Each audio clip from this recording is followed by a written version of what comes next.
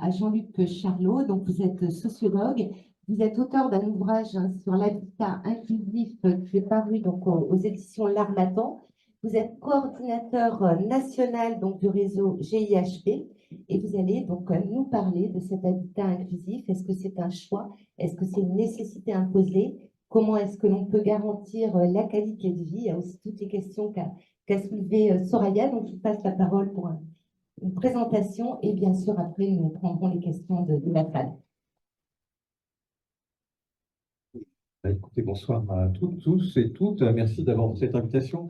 Vous avez eu la gentillesse de parler d'un ouvrage. Pour clarifier les choses tout de suite. L'ouvrage s'appelle Pour en finir avec l'habitat inclusif. Donc voilà, poser les choses. Voilà. Comme ça va tout de suite, vous dire un petit peu dans quel esprit je fais. Alors, quand je dis pour en finir, et l'objet de ce livre, c'est pas de dire pour en finir avec l'habitat inclusif, les formes d'habitat dont Soria évoquait et que l'article 129 de la loi Elan a mis dans le dispositif législatif puis réglementaire, c'est la politique publique en tant que telle que je dis quand je dis qu'on en finisse. Après, on va revenir sur les modes d'habitat. Ce mode d'habitat-là est un mode d'habitat parmi d'autres. La question, mais c'est la question que vous me posez aussi, c'est à quelles conditions ce mode d'habitat peut effectivement permettre, d'habiter, deux, selon ses aspirations et selon ses besoins. Que l'on soit en situation de handicap, qu'on soit aussi une personne âgée, puisque le dispositif d'habitat inclusif s'intéresse à ces deux populations. Alors, je dis ces deux populations, c'est pour reprendre des termes techniques administratifs qui ne sont pas les miens, je le dis tout de suite. Voilà, donc peut-être deux choses. La première question, est-ce que c'est un choix ou est-ce que ce n'est pas un choix? C'est ça, finalement. Ou une nécessité imposée. Je crois qu'il y a. Bon, vous avez évoqué. Alors, c'est à la fois une courte histoire et avec quelques moments. Alors, Soraya a évoqué le moment de la loi Elan, hein, c'est un moment clé. Il y a un deuxième moment clé quand même, c'est un rapport. Le rapport de Denis Picteau et de Jacques Wolfrom, qui est paru. Qui a commencé en 2019, qui est paru en 2020, et de ce rapport, il y a deux choses. La première, c'est quand même que ça a mis en place un dispositif qu'on appelle l'aide à la vie partagée, qui a été un accélérateur, puisque la Caisse nationale de solidarité et de l'autonomie a mis en place un plan de développement avec les départements de façon importante et conséquente, ce qui explique le développement que vous évoquiez tout à l'heure. On pourrait revenir sur les conditions dans lesquelles ce développement se fait, mais c'est une autre histoire. Peut-être dire deux mots et rappeler quand même, puisque là, on a fait comme si tout le monde savait ce que c'était que l'habitat inclusif. Oui. Et comme si tout le monde connaissait parfaitement l'article 129 de la loi Elan, plus la réglementation, etc. On va peut-être commencer juste par là pour vous dire ce que l'article 129 de la loi Elan nous dit. Pas tout l'article, voilà, je ne vais pas vous faire toute la législation, mais en gros, ça définit quoi? Comment l'habitat inclusif, ça définit comme un petit ensemble de logements indépendants, associés à des espaces communs, et on verra tout à l'heure puisqu'on a la question de la sécurité dans l'ensemble de ces dimensions, pourquoi ces éléments-là sont importants. Indépendants, donc petit ensemble de logements indépendants, je m'y reprends, associés à des espaces communs, auxquels est dédié un forfait pour le financement de la vie sociale. Donc, ce forfait, ça, c'est de la loi Elan. Depuis, c'est un autre dispositif qui s'appelle l'aide à la vie partagée qui finance la même chose. Qu'est-ce qui caractérise particulièrement ce mode de vie? C'est le regroupement de personnes, donc de personnes en situation de handicap, de personnes âgées. Et deux, on suggère que ces personnes doivent avoir une vie sociale en commun qui va être animée par une ou deux personnes. Alors après, les fonctions, le nom des fonctions, peu importe, ça va de la maîtresse de maison à l'animateur de la vie sociale et partagée, donc peu importe, mais on a ces dimensions-là. Donc, qu'est-ce qu'il y a derrière? Et c'est ça qui est assez structurant par rapport à d'autres modes d'habitat possibles, puisque ça, encore une fois, c'est un mode d'habitat possible. Ce qui est structurant, c'est effectivement qu'on suppose que, on va regrouper des personnes supposées semblables parce qu'elles sont vieilles, ou supposées semblables parce qu'elles sont en situation de handicap, donc on les regroupe. Et deux, on imagine qu'à la fois pour vaincre ou pour aller à l'encontre de leur isolement, parce que ça, c'est une des dimensions importantes, hein. On présuppose que les personnes âgées et les personnes en situation de handicap souffrent d'isolement. Donc, ça, ce qui peut être vrai dans un certain nombre de cas, hein, il n'y a pas de souci là-dessus, mais pas dans tous les cas non plus. Et surtout, la solution qu'on propose par rapport à ça, c'est de les regrouper ensemble et de leur proposer une vie sociale et partagée que des personnes vont être chargées d'animer. Voilà, c'est ça le dispositif. Alors, pourquoi j'avais dit, j'avais écrit, j'ai fait, je ne sais plus combien, 150 ou 160 pages pour dire qu'il fallait en finir avec l'habitat inclusif. C'est sur ce principe-là. C'est-à-dire que le principe de ce mode d'habitat-là s'est imposé petit à petit comme, en gros, le mode d'habitat dominant à développer, etc., depuis ces deux dispositifs-là. Et en fait, ça a quoi comme fonction, ou comme effet surtout de développer ce type et de l'imposer surtout finalement. Alors l'imposer par des mécanismes hein, technico-administratifs, juridiques, on l'a dit, financiers, et puis surtout par cette campagne qui a été faite et que par les départements notamment, de développer de façon très très importante ce type ce mode d'habitat. Ça a deux effets. Le premier, c'est que ça empêche ou ça contraint d'autres modes d'habitat. Donc, on a, nous, des promoteurs je dis nous, en termes de GHP, où on accompagne un certain nombre de personnes qui viennent et qui disent, voilà, on voudrait produire avec vous, ou vous nous aidiez à produire des solutions d'habitat, parce qu'on a tel ou tel type de questions, tel ou tel type de besoin. En fait, on s'aperçoit qu'il y a un certain nombre de promoteurs de projets qui sont finalement contraints dans leurs solutions. Et parce qu'il y a ce mode de financement, parce qu'on leur dit aussi, ben voilà, écoutez, vous avez envie de réfléchir à une formule d'habitat pour tel type de personnes. Bon, c'est des associations gestionnaires qui vont, c'est des personnes elles-mêmes, ou c'est des familles de ces personnes. Et on leur dit, voilà, grosso modo, aujourd'hui, bah, non, il y a une solution, c'est l'habitat inclusif. Vous voyez, alors on prend la définition, et puis il y a un financement pour animer tout ça. Donc, ce premier effet-là, c'est qu'on a enlevé, moi, ce que j'avais appelé dans un autre bouquin, parce que il y en a eu d'autres avant, que j'avais appelé du bricolage social local, c'est-à-dire le fait qu'à un moment donné, les personnes qui avaient besoin ou souhaitaient une solution d'habitat, encore une fois, hein, association gestionnaire association de personnes handicapées, personnes elles-mêmes, famille, et souvent les trois en même temps, bricolaient localement une solution en fonction de leurs besoins, de leurs aspirations et avec un travail qui a été fait sur ce type de choses pour définir un mode d'habitat. Donc ça, c'est le premier effet. Et puis le deuxième effet, c'est que ça a quand même un effet sur l'imaginaire, c'est-à-dire qu'aujourd'hui, on est pour beaucoup de choses, pour beaucoup de personnes, on dit, ben voilà, la solution, c'est l'habitat inclusif. Moi, j'ai été sollicité plusieurs fois par des parents ou des associations qui venaient me voir et me disaient, bon, voilà, écoute, on a un souci, on voudrait créer un habitat inclusif. Et la question, c'est, mais c'est quoi les aspirations, c'est quoi les besoins des personnes, etc., etc. Et peut-être qu'on peut trouver d'autres types de solutions.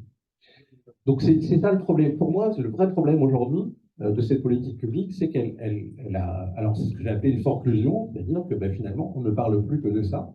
On n'a plus que ces mécanismes-là, et donc, on ne parle plus d'autres types de solutions et de modes d'habitat possibles, et surtout d'autres méthodes d'approche qui permettraient de définir avec les personnes elles-mêmes leurs besoins, leurs aspirations, etc. Ça, c'est pour la question. Donc, la question, c'est est-ce que c'est un choix ou une contrainte? Aujourd'hui, il n'y a pas vraiment. Il n'y en avait déjà pas tellement avant, on sait bien aussi, pour des raisons que Soraya évoquait aussi sur le nombre de logements adaptés, évolutifs, tout ça disponible. Mais aujourd'hui, on a peut-être encore un peu moins le choix parce qu'on est très orienté et qu'il y a une production d'une offre qui est celle de l'habitat inclusif. La deuxième question, c'était comment peut-être on concilie la qualité de vie et ce principe universel d'accessibilité? Alors, je pense qu'à partir de là, dans Habitat inclusif, il y a Habitat. Et donc, il faut reprendre le problème à l'endroit. C'est-à-dire pas d'abord sur une offre qui serait celle de l'habitat inclusif, mais de reprendre le problème à l'endroit sur qu'est-ce que c'est qu'habiter et c'est quoi les conditions pour habiter. Alors, moi, je développe depuis un certain temps, et des fois même je dis que peut-être certains d'entre vous ici que je connais dire que je radote, mais comme ça n'avance pas beaucoup, je suis obligé de radoter. Voilà. Mais peut-être que ça ne suffit pas, et peut-être que ce n'est pas la bonne façon, et peut-être que je ne radote pas de façon pertinente. Je ne sais pas. Pour habiter, il y a plusieurs éléments. Le premier élément, c'est il faut d'abord construire un chez-soi. Et c'est quoi un chez-soi? C'est trois conditions, à mon avis. C'est la condition d'abord d'un espace d'intimité. Le chez-soi, c'est le lieu de l'intimité. Le lieu de l'intimité, ça veut dire quoi? Ça veut dire que c'est un lieu que l'on construit, que l'on meuble, pour lequel il y a un certain nombre d'objets, de façons de faire, qu'on range pas, qu'on range ou qu'on range pas, enfin, etc. Selon chacun ses fonctions. Et puis c'est aussi le lieu des secrets, ses arrangements. Et la question qu'il faut se poser, c'est dans les habitats inclusifs, mais dans toutes les solutions d'habitat qu'on peut proposer à un moment donné, est-ce qu'on construit un lieu où cette intimité va être préservée? Et là, je vous invite tous et toutes à imaginer dans les habitats inclusifs, dans un certain nombre d'établissements médico-sociaux, etc.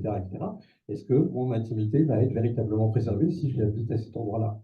Si c'est non, c'est que je n'habite pas vraiment. Je suis hébergé, on m'a offert un toit, ce qui peut être une solution à un moment donné, provisoire. Mais mais c'est sans doute que je n'y habiterai pas. Le deuxième élément qui fait que le chez-soi est un chez-soi, c'est moi ce que j'appelle la clôture. La clôture, ça veut dire, c'est la question de la sécurité aussi. C'est la question de, je peux décider de qui va pouvoir entrer chez moi et à quel endroit. Et vous savez bien, et là, ça renvoie, encore une fois, qu'on soit en situation de handicap ou pas, c'est pas la question. C'est la question de chaque être humain que nous sommes. Et donc, il faut simplement se poser la question, nous, voilà, les personnes, où est-ce qu'on les reçoit? Vous savez, il y a des gens qu'on reçoit que sur le seuil. Bon, c'est pas très courtois, mais pas ce qu'on fait le seuil. Il y a des gens qui rentreront dans notre pièce de vie. Il y a des gens qui rentreront dans notre chambre, etc., etc. Mais c'est nous qui devons pouvoir le décider. Et là, je vous invite aussi à penser dans ces situations d'habitat inclusif, d'établissements médico-sociaux, etc. Est-ce qu'on décide véritablement de qui va pouvoir rentrer chez soi et quand? Là aussi, si vous répondez non, c'est que vous habitez pas, c'est qu'on n'y habite pas véritablement. On peut être hébergé, etc., etc. La troisième dimension, c'est le gouvernement de son temps. Je pense qu'être chez soi, être dans un chez soi, ça veut dire qu'on gouverne son temps. Là aussi, je vous invite à tous les uns et les autres à savoir comment on gouverne pas son temps chez soi, c'est-à-dire à quel moment on mange, on se lève, à quel moment on fait tel type de choses, etc. Et là aussi, je vous invite à penser dans un certain nombre d'habitats inclusifs même dans les logements où on a de l'accompagnement parce qu'on a besoin d'un accompagnement, parce qu'on est en situation de handicap, qu'on est en perte d'autonomie, quand c'est pas nous qui programmons notre temps, mais que notre temps est programmé parce que le service, grosso modo, il dit voilà, moi je n'interviendrai jamais avant 8 heures le matin et jamais après 20 heures le soir, je ne programme plus mon temps. On est d'accord, c'est nous, on est programmé. Et après, vous multipliez, vous savez bien que vous pouvez multiplier ça par beaucoup d'exemples, etc. Pour moi, c'est ces trois conditions-là. Donc, habitat inclusif, ok, pourquoi pas. On reviendra après sur la question de la vie sociale et partagée, mais sur la question de est-ce que déjà j'ai un chez moi avec ces conditions-là? Est-ce que j'y habite déjà? Autre élément, les autres éléments qui font l'habitat, vous les avez rapidement évoqués tout à l'heure, c'est effectivement l'accompagnement. Quelle que soit ma situation, j'ai besoin d'un accompagnement pour que ma vie soit possible, pour qu'un certain nombre d'actes de ma vie quotidienne soient réalisables et réalisés avec la personne qui va accompagner ces moments-là. Et autre élément, c'est les questions de mobilité. Et donc, les questions de mobilité, vous savez bien, parce que si j'habite chez moi, c'est une des conditions pour pouvoir habiter dans la cité, pour pouvoir vaquer à mes activités, qu'elles soient culturelles, de loisirs, de travail, d'amour, de tout ce que vous voulez. Et pour ça, il faut aussi que je puisse avoir à la fois des outils de mobilité, donc là on est sur tout ce qui est outils de transport, etc., mais aussi l'espace qui puisse être effectivement des postes mobilisables. Donc c'est tout cet ensemble-là, et c'est à partir de là qu'il faut d'abord penser les solutions d'habitat, avant de penser de savoir si il faut de la vie sociale et partagée. Si on est d'accord pour dire si on dit que, en tout cas, si les personnes, parce que la dimension du consentement, elle est formidablement nécessaire, si on dit que si les personnes qui habitent dans ces conditions-là se disent à un moment donné, oui, j'aurais besoin de partager avec d'autres des moments, des activités, des temps. La question, c'est comment on l'organise. Et donc, ce n'est pas quelqu'un qui va l'organiser pour nous, c'est-à-dire qu'on ne fait pas pour, il ne faut pas qu'il y ait quelqu'un qui fasse pour nous, mais quelqu'un qui fasse avec nous, à notre demande, à notre, etc., etc. Donc ça, c'est la dernière condition pour que l'habitat inclusif puisse être, je ne sais plus quelle formule vous aviez retenue pour le qualifier, mais qui puisse être de qualité, enfin en termes d'habitat les uns et les autres. Voilà. Ça, c'est quelques éléments très rapidement dit. On peut les développer si vous voulez. Mais j'invite tous ceux qui ont à produire ou qui aujourd'hui organisent ou qui animent des temps, des habitats inclusifs, etc., déjà à voir si tous ces éléments-là sont bien présents et si on est vraiment dans l'habitat ou pas dans l'habitat. Après, il y aurait d'autres éléments, mais on va y revenir sûrement plus en détail sur les questions de sécurité tout à l'heure, mais ce n'est pas que des questions de sécurité, c'est des questions aussi de nombre. La question du regroupement. Euh, si vous avez un endroit où, par exemple, vous avez, voilà, un endroit où vous avez 15 personnes en situation de handicap, euh, et là, on a plein d'exemples là-dessus, où vous empêcherez pas les gens qui passent et qui sont du quartier de dire ah tiens, c'est là où il y a voilà, c'est la maison des handicapés, ou c'est le lieu des handicapés, etc., etc. Et après, on va dire, oui, on peut faire ça, on peut faire tout, on peut travailler. C'est-à-dire, bon, vous posez déjà cette question-là. L'autre élément, c'est de se dire, pour avoir, moi, j'ai produit dans une vie antérieure un certain nombre de solutions d'habitat. Une des questions qu'on se disait, c'est, voilà, si je suis en situation de handicap, quand je sors de mon appartement, de mon logement, avec ce que j'ai dit tout à l'heure, ce qui devrait être dans chez soi, y compris l'adaptation, etc., etc., voilà, il faut que je puisse croiser, voilà, voilà, ou des enfants, une famille, des personnes, etc. Si je sors et que je croise uniquement des personnes en situation de handicap, parce qu'en plus on m'a mis tous, on nous a tous mis au rez-de-chaussée, parce qu'on a dit voilà, au rez-de-chaussée, vous serez plus en sécurité, ce qui n'est pas vrai, parce qu'il y a des personnes qui pensent qu'en rez-de-chaussée, ils ne sont pas en sécurité, etc. Donc là, la question du nombre aussi, elle est fondamentale. Outre les questions, je reviendrai sur les questions de sécurité que ça pose aussi, et qu'on évoquera tout à l'heure, et que vous évoquerez beaucoup plus pertinemment. Voilà, je pars dans tous les sens, donc si vous ne m'arrêtez pas, voilà, c'est ce que je voulais vous dire encore. Je voulais juste, non, juste vous dire deux choses pour finir. Une chose pour finir, peut-être, qui est vraiment la chose, mais j'ai déjà dit, mais je voudrais insister là-dessus. C'est que je pense que euh, cette histoire d'habitat inclusif, là, c'est une politique publique avec quelques moments clés. On en a cité un, il y en a deux, il y en a un autre avec l'AVP, il y en avait un premier avec un comité interministériel du handicap, etc. J'en fais la narration et l'analyse dans le bouquin. Et euh, je pense qu'on est toujours dans une situation où on fait pour. Voilà, tout d'un coup, il y a une offre, il y a une proposition, on fait on fait pour. Ça veut dire qu'on pense que, voilà, on pense qu'il faut effectivement que les personnes puissent avoir une vie entre elles, parce qu'il faut pas, parce qu'on a peur qu'elles soient isolées, parce qu'on pense qu'elles sont plus en sécurité, parce que, etc. La dimension, c'est qu'on a encore oublié de la dimension de fond, c'est-à-dire de faire avec. Et donc, quand on commence à travailler, que ce soit projet par projet, mais aussi territorialement, sur des ateliers qui permettent de définir ensemble ce que sont les besoins, les envies, les aspirations à habiter, euh, on peut à ce moment-là construire ce qu'on peut appeler une construction conjointe de l'offre et de la demande d'habitat, et au final, on aura une solution d'habitat qui conviendra beaucoup mieux aux personnes elles-mêmes. Et on s'apercevra la plupart du temps que peut-être non, ils sont pas, tout le monde n'a pas envie d'une vie sociale et partagée, tout le monde n'a pas envie d'un mode d'habitat de celui-là, mais qu'il y a d'autres modes d'habitat possibles, intéressants, pertinents, même si c'en est impossible aussi, pourquoi pas, et il y a des gens qui, à un moment donné de leur vie, peuvent effectivement penser que c'est une bonne solution. Et la vivre de façon de qualité aussi. Il y a encore une fois, j'ai pas de souci avec ça. Mais vraiment, on est typiquement sur, voilà, voilà, on fait pour, et il y a, voilà, on a 60 ans de politique publique dans ce sens-là. On s'en sort petit à petit parce qu'il y a un certain nombre de discours et de choses qui sont en train de se mettre en œuvre, mais on s'en sort véritablement très longtemps. Et pour moi, cette politique-là, publique, c'est typiquement on fait pour et on développe une offre. Après, pas que pour des raisons d'offrir des solutions d'habitat aux personnes aussi. Et aussi parce que, là, on peut retrouver des discours là-dessus, on peut retrouver des précisions.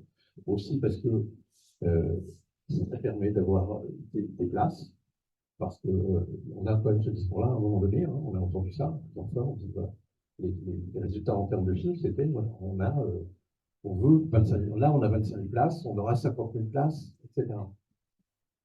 Alors que normalement on est dans le logement ordinaire et que donc il n'y a plus de place, etc. Mais c'est aussi une politique publique qui répond à un certain nombre de questions, et pas forcément aux aspirations et aux besoins des personnes. Ça te dit, merci. Merci beaucoup pour ce propos qui, je pense, vont appeler des questions, des précisions, des témoignages. Oui, madame. Je sais pas, Jean-Marc, tu as. Merci beaucoup.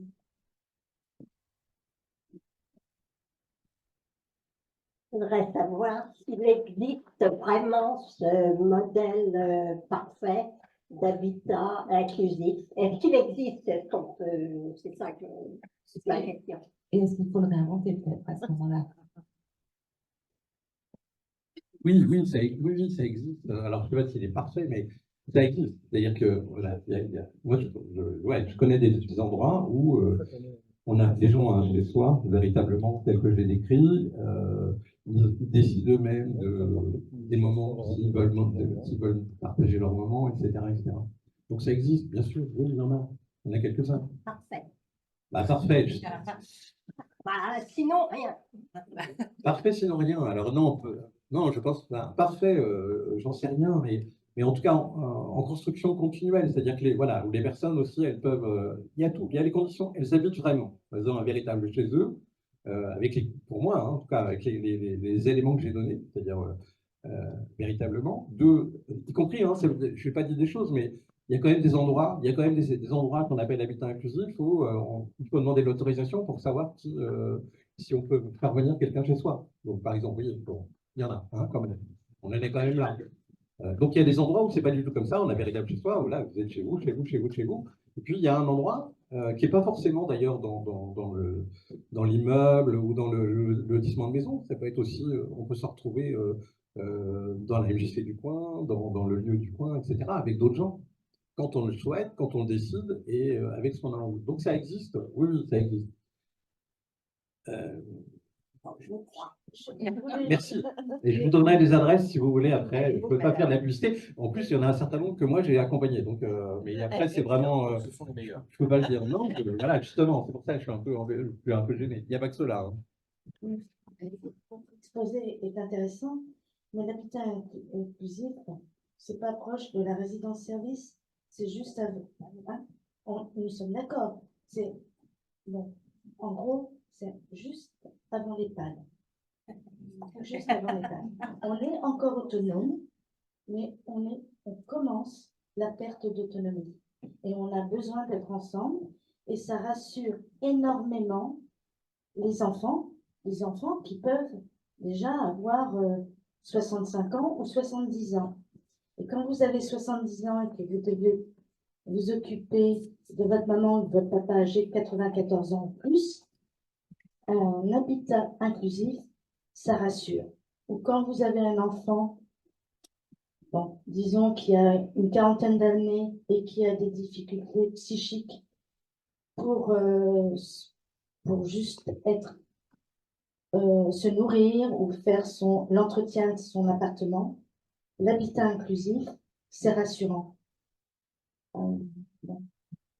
Une réaction? Dans une société française qui vieillit, l'habitat inclusif, c'est rassurant.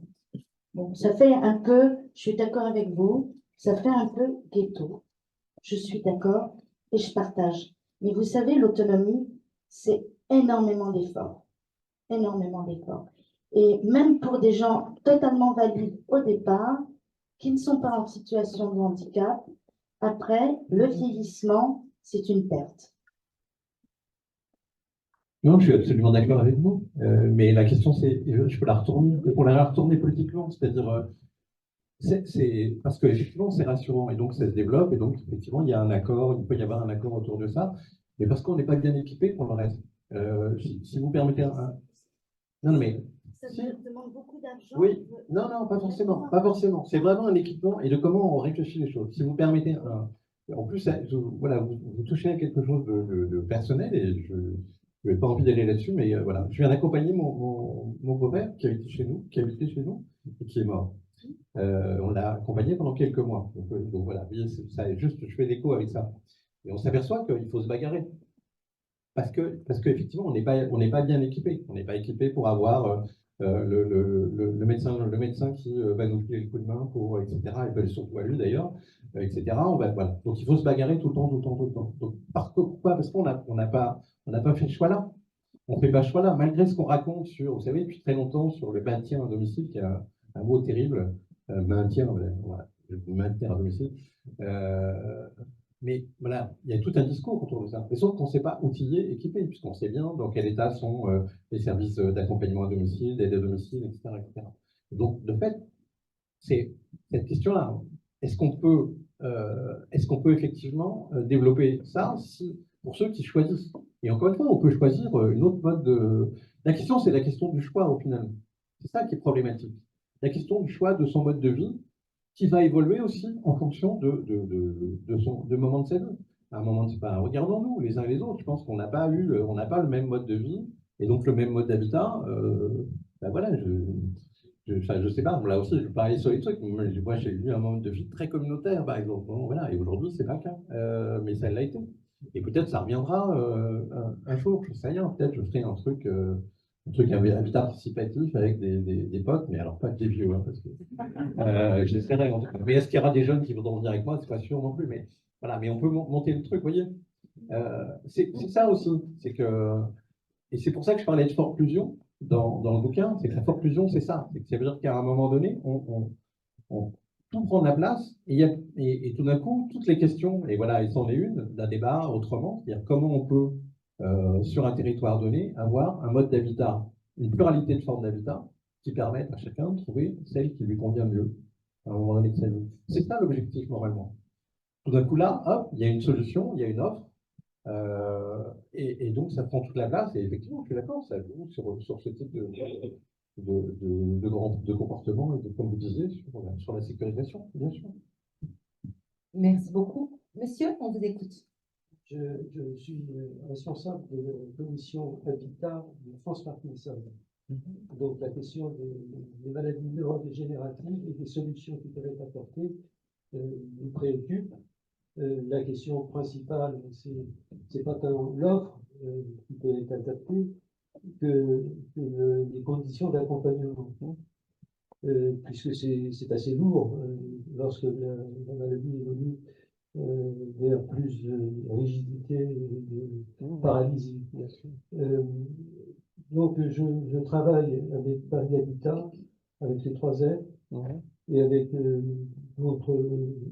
groupe Arcade, qui est présidé par M. Wolfram. Et donc, première remarque par rapport à ce que vous avez dit sur la loi, c'est que le programme qu'on est en train de sortir, il est au Pré Saint-Gervais, et c'est un ensemble d'HLM existants. Et donc, le groupe de personnes âgées qui s'est constitué, il n'y a pas eu de création d'offres d'habitat, proprement dit, c'est de l'habitat existant. Donc, on n'est pas dans les petites structures, on est dans des centaines de logements. Deuxième, je veux dire, l'habitat inclusif est sorti aussi d'un certain nombre de personnes âgées qui en ont marre des structures de type foyer et qui veulent rentrer dans l'habitat classique. Et donc, c'est une partie de la demande. La question, c'est que certains nécessitent un accompagnement assez rapproché, et donc ce sont les solutions d'espaces partagés qui sont souvent avancées pour sortir, mais avec des petites structures, pour sortir des grosses structures d'hébergement. Donc, il y a d'autres acteurs, notamment des gestionnaires de logements foyers de personnes âgées, qui voient là, ou même d'EHPAD, qui voient là la possibilité de diversifier l'offre, notamment par la proximité de votre nouvelle par rapport à l'unité centrale et pas de vos foyers logement. Donc ça, c'est, je veux dire, dans la réglementation juridique et financière, le gros dispositif, c'est le logement foyer pour personnes âgées et personnes handicapées. Et donc, je veux dire, là, il y a une ouverture par rapport aux acteurs privés. Il y a eu une question tout à l'heure sur les résidences-services. Je veux dire, il y a eu une modification de la réglementation sur le montage financier et sur les conditions de création qui demandaient un agrément du conseil départemental. Là, il n'y a plus besoin de demander d'obligation, d'agrément, et donc c'est une voie qui est ouverte au secteur privé. Merci. Merci. Une courte réaction, peut-être, ou non, c'était un témoignage. Enfin, plus que le témoignage, c'est des informations. Tout à fait, absolument. Peut-être, madame, vous aviez demandé la parole. Je vais prendre, alors, très rapidement, s'il vous plaît, mais allez-y. La première chose qui m'a semblé dans le projet, c'est présenter un petit peu le médico-social avec l'habitat inclusif. Et effectivement, les établissements médico-sociaux sont des établissements où on décide pour les personnes à la place, alors que la particularité de l'habitat inclusif, c'est qu'ils décident ensemble ou avec. Excusez-moi, madame. Vous pouvez peut-être vous approcher. Les personnes malentendantes ne peuvent pas entendre, madame. Il faudra utiliser les micros. Ça ne vous dérange pas Oui. C'est un filaire, il n'est pas. Sinon, D'accord. Donc, je disais qu'il m'avait semblé qu'il pouvait amalgamer l'habitat inclusif avec les établissements médico-sociaux. Et c'est évidemment très différent. La grande différence, c'est que dans les établissements médico-sociaux, on décide effectivement pour les personnes à leur place, alors que dans les établissements, les habitats inclusifs, ce sont les personnes qui décident avec, ensemble. C'est le premier point. Le second, comme vous dites, que les communes incitent à développer l'habitat inclusif. Je voudrais savoir si vous avez enquêté sur la ville de Paris. C'est quelque chose à Paris. Voilà. 2 minutes, ouais, juste 2 minutes. Juste 2 minutes, vraiment. Non, je ne suis pas, je suis pas d'accord avec vous sur sur la distinction que vous faites. Elle est formelle, c'est-à-dire la distinction entre. Moi, je connais un paquet d'établissements médico-sociaux où, effectivement, d'abord, les choses y habitent. Deux, ils décident aujourd'hui. Enfin, il y a une évolution de l'offre qui est quand même considérable. Et il n'y a pas simplement depuis qu'il y a une politique de l'évolution de l'offre, depuis 15 ans. Et puis, il y a des autres. Donc, voilà. Et puis, il y a des habitats inclusifs où, finalement, on revient à des fonctionnements qu'on ne connaît presque plus dans les établissements médico-sociaux. Donc, vous voyez, il y a les deux. Donc, c'est partagé. La partage n'est pas aussi fort. Après, sur les communes, il y a malheureusement le programme d'incitation à développer de l'habitat inclusif. Il a été fait surtout pour les petites villes, notamment dans le cadre du programme des petites villes de demain. Et donc, alors il y a des choses qui se développent dans les agglomérations, alors, et dans les métropoles, mais pas trop dans la métropole parisienne, voilà, pas trop. Sauf s'il y a des gens de la métropole Paris qui veulent intervenir et qui veulent me contredire formidablement. Oui, là-bas. Alors, je vous propose qu'on passe à la suite, sachant que l'on retrouvera l'ensemble de nos trois intervenants pour un temps d'échange au terme des trois présentations. Donc, je demanderai de bien vouloir patienter un petit peu, monsieur. On va accueillir Pierre-Yves Lavalade. Je vous invite à prendre la suite. On est ravis de vous accueillir. Vous êtes le délégué général de la Fédération Paralysie Cérébrale France. Et donc, vous allez nous expliquer, nous dire le regard que vous portez, que la Fédération porte sur l'habitat inclusif. On va revenir au médico-social. Est-ce qu'il faut le positionner entre un établissement médico-social et un logement ordinaire? Il y a aussi peut-être quelques mots sur la volonté et le respect du choix des personnes. Bien sûr. Bonsoir mesdames, bonsoir messieurs. Un grand merci à la PAC pour son invitation. Merci mesdames. Je voudrais saluer également la présence de notre vice-président Mamadi Kaba, qui est au fond de la salle là-bas. Et je suis très heureux donc de participer à ce débat avec vous. D'abord, peut-être quelques mots de présentation de la fédération, parce que je pense que c'est important que vous nous connaissiez. La fédération, c'est une fédération d'acteurs de l'ESS qui défend et accompagne les personnes en situation de handicap à prédominance motrice. On accompagne à peu près 10 000 personnes via une pluralité de solutions d'accompagnement à domicile, en établissement, des enfants, des adolescents, des adultes. Et donc, nos adhérents opèrent à peu près 240 établissements médico-sociaux, mais également des habitats inclusifs. Et donc, on a à peu près, le réseau a développé à peu près 23 habitats inclusifs, ce qui représente à peu près 133 habitants, vous voyez, pardon. Donc, vous voyez qu'on est sur le ratio à peu près de 7 personnes par projet habitat inclusif.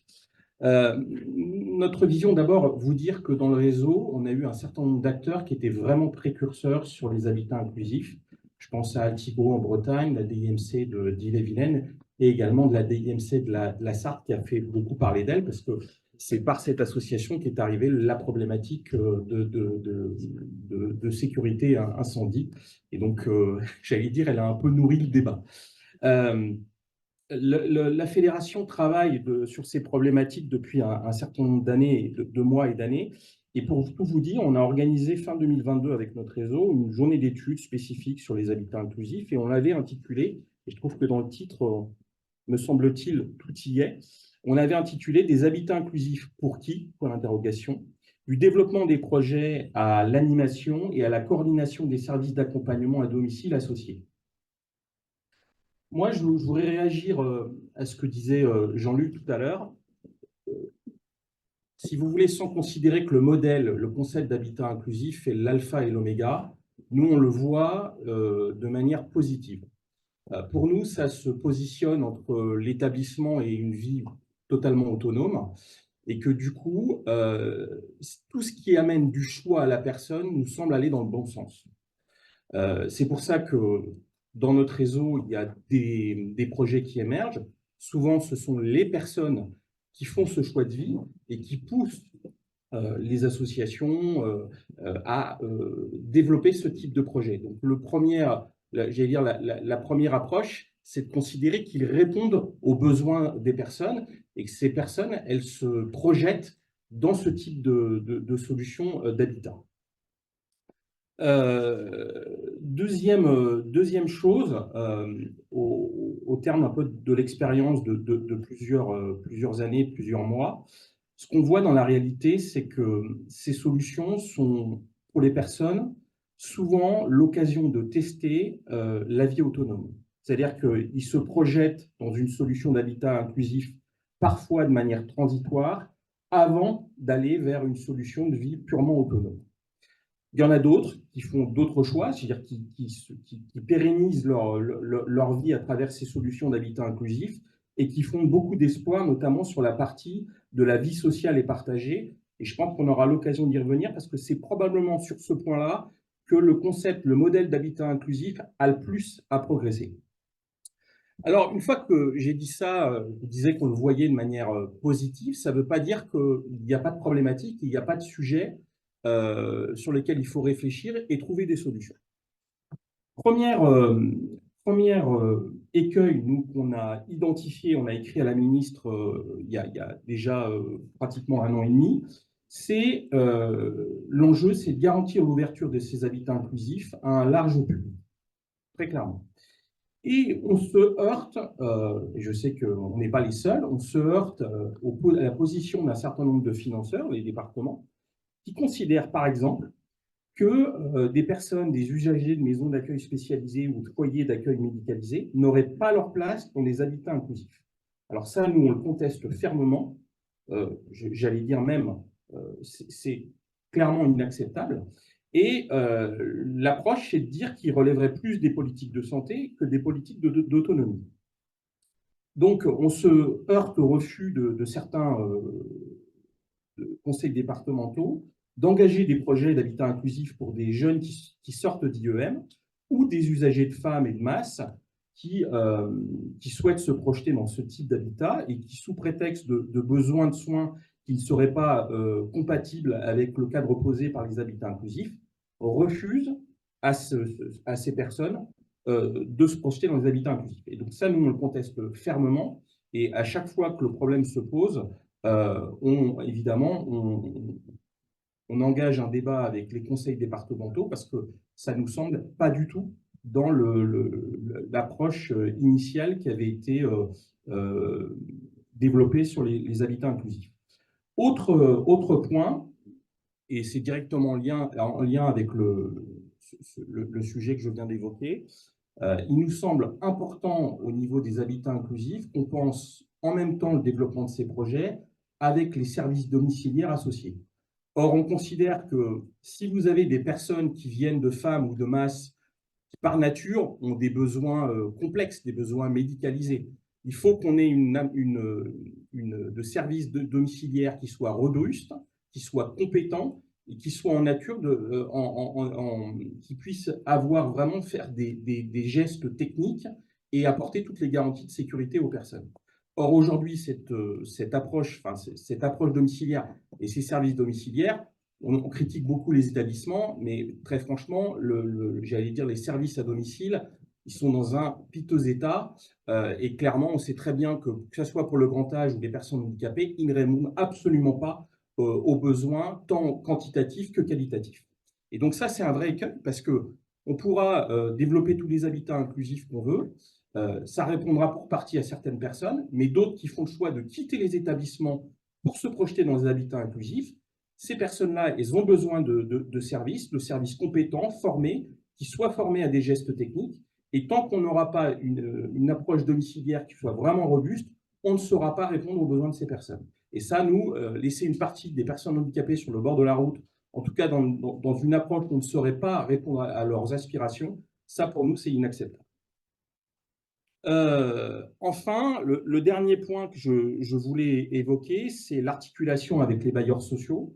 C'est très important qu'on embarque les bailleurs sociaux dans la dynamique des habitats inclusifs. Donc, je ne vous cache pas que ce qui s'est passé sur le sujet de la sécurité a un peu refroidi tout le monde parce que les gens ont posé les stylos, puis tout le monde se regarde un peu tant que la situation ne sera pas, j'allais dire, éclaircie. Mais clairement, les bailleurs sociaux jouent un rôle très important, et notamment dans les zones, Madame parlait de la ville de Paris, mais notamment dans les zones où le foncier coûte très cher. Et on ne pourra pas développer des habitats inclusifs si on n'a pas vraiment le soutien et, j'allais dire, la dynamique qui est amenée par les bailleurs sociaux. Donc, vraiment, c'est important qu'on puisse les embarquer avec nous, qu'ils se sentent partie prenante d'un projet finalement national, d'un projet collectif. Et ils sont une des clés pour développer ce type de projet dans les zones notamment le foncier est très cher dans les zones touristiques, etc. Donc voilà ce que je voulais dire un peu en préambule. Merci, merci beaucoup, M. Lavalade. On vous applaudit également. C'était très riche et très clair. Est-ce que vous avez des questions ou là aussi des témoignages? N'hésitez pas à lever la main. Oui, monsieur le... Alors, tu peux aller jusque là.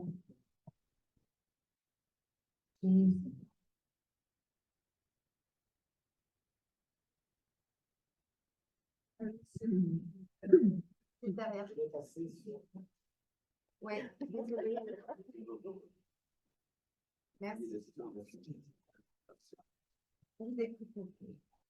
Vis-à-vis de la CFPSA, disons que pour nous, effectivement, je pense qu'on est un petit peu en retard, mais on a fait un petit ce qui importe notamment pour certaines catégories de personnes handicapées, notamment les déficients visuels, c'est surtout l'adaptabilité et puis l'accessibilité. Par exemple, je donne un exemple. Dans mon immeuble, effectivement, quand on voulait mettre, disons que les interphones, eh bien, j'ai fait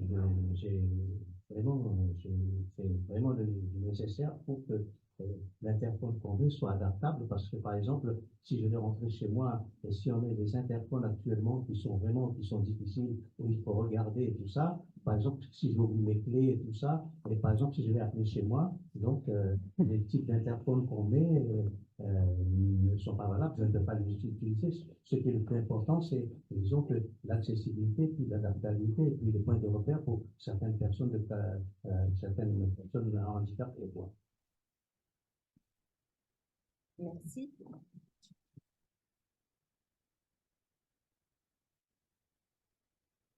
Une réaction. Oui, monsieur, je comprends très bien la problématique. Je rebondis sur ce que vous venez de nous dire. Je pense aussi que, alors, il y a d'autres points que ceux que j'ai cités, mais notamment le financement de l'adaptation des habitats inclusifs, notamment pour notre population, des personnes qui sont en fauteuil, euh, tout ce qui est financement de la domotique, financement de l'aménagement, je veux dire des parties privatives, etc. Évidemment, il existe des dispositifs, mais qui ne sont pas du tout en corrélation avec la réalité des coûts.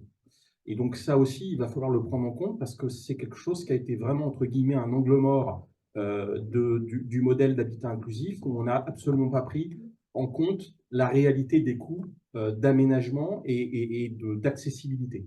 Donc j'en reviens, c'est l'interphone, mais c'est d'autres dispositifs qui sont pour vous absolument essentiels et qui aujourd'hui ne sont pas pris en compte, en tout cas pas au niveau du coût. Pour nous, pour notre population, c'est l'aménagement des douches, des portes à galandage avec des grands espacements, etc. Tout ça coûte très cher et on sait très bien qu'aujourd'hui, les dispositifs ne prennent pas en compte la réalité de ces coûts. Merci beaucoup. Est-ce qu'il y a une autre demande de parole? Oui, monsieur, le micro arrive vers vous. On vous écoute. J'en profite pour faire aussi l'intervention que je voulais tout à l'heure en parlant d'établissements qui se sont, enfin d'établissements, de structures qui se sont déjà aménagées.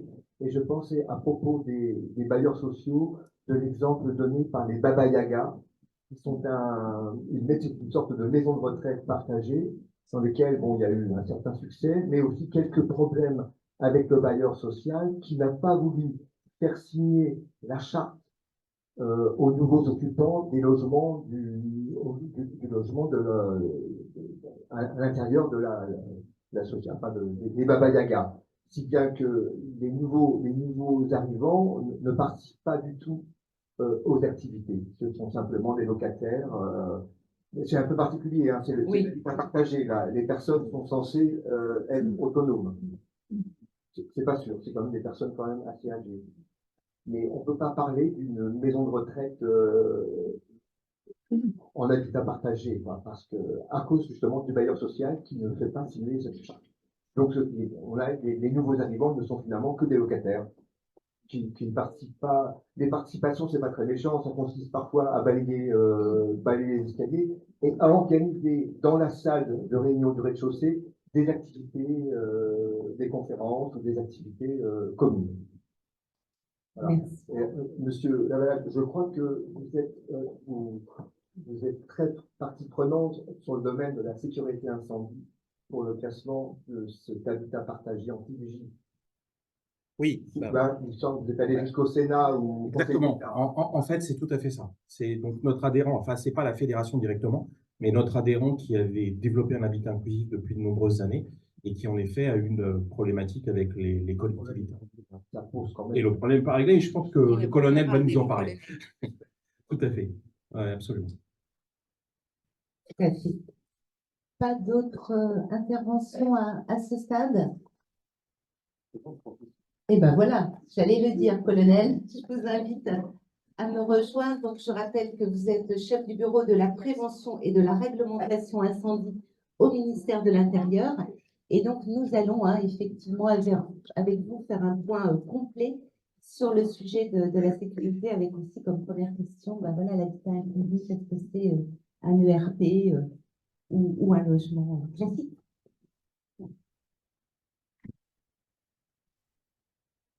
Alors, déjà, merci pour cette invitation qui permet effectivement d'aborder, d'aller un peu plus loin que le sujet que nous avons traité dernièrement sur le handicap et traiter d'un sujet d'actualité qui est l'habitat inclusif et toute la problématique de cadre juridique à y appliquer. Donc, la réponse est un peu là. Est-ce que c'est du logement ou de l'ERP? Ça dépend dans quel cadre juridique on se situe.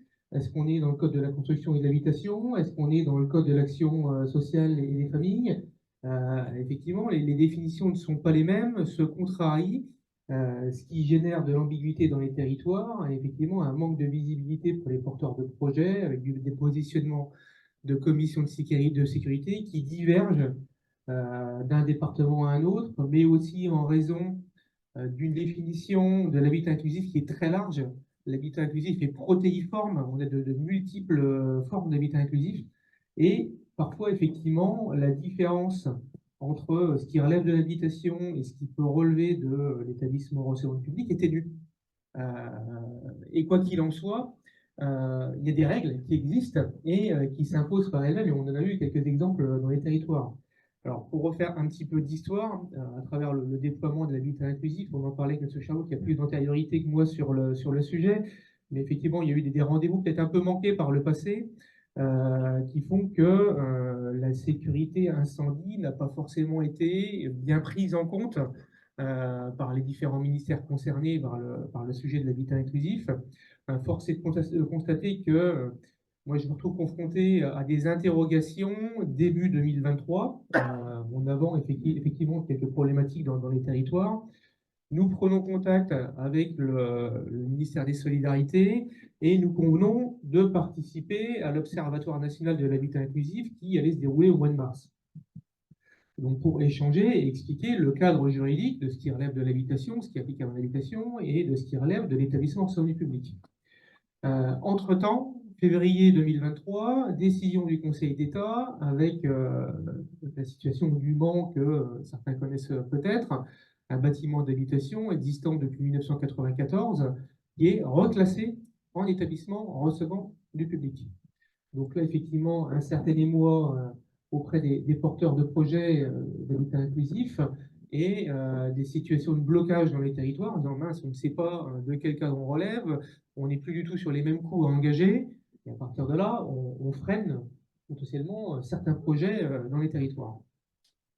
Alors, effectivement, nous sommes sur deux cadres juridiques différents, avec le Code de l'action familiale de l'action sociale et des familles qui instaure, en fait, qui prend compte le fait que l'habitat inclusif relève de l'habitation, mais des règles liées au Code de la construction et de l'habitation qui distinguent plusieurs usages des bâtiments.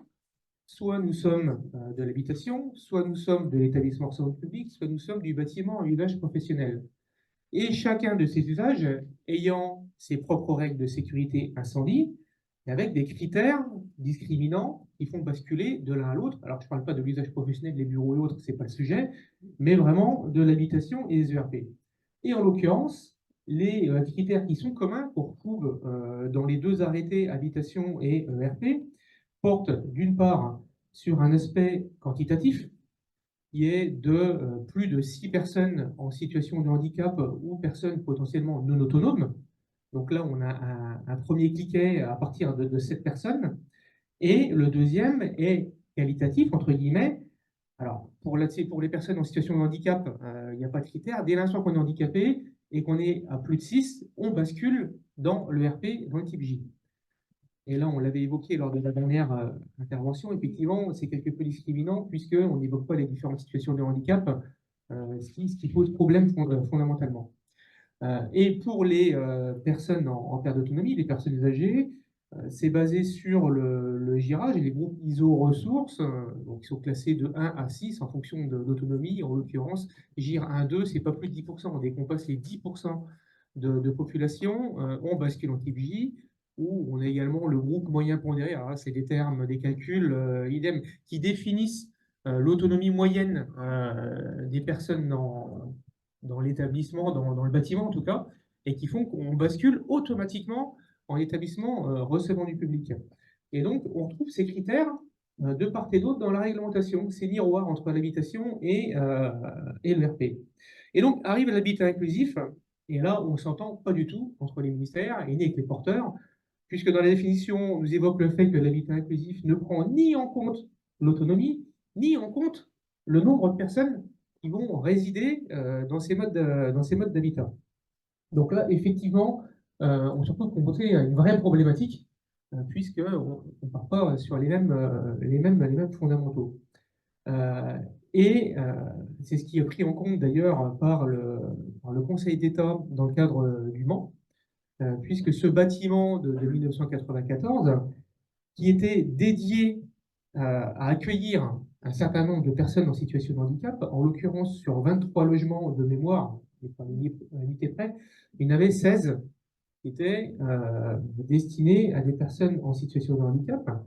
Et le juge administratif en première intention a estimé que c'est de l'habitation, mais la décision a été cassée et le Conseil d'État a lui estimé qu'au titre des principes de sécurité dans les bâtiments, et plus particulièrement sur la capacité des personnes à pouvoir se soustraire par elles-mêmes des effets de l'incendie, ce qui n'était pas le cas visiblement dans le cadre du Mans pour ces 16 personnes, ou du moins une partie, elle relevait dès lors de l'établissement recevant du public qui, lui, prévoit des mesures de sécurité supplémentaires pour ces personnes en situation de fragilité pour compenser cette impossibilité de pouvoir évacuer en imposant des mesures de sécurité supplémentaires, de la détection des porte-feux, une surveillance 24 heures sur 24, un accompagnement avec des personnes qui pourront les déplacer et les mettre à l'abri.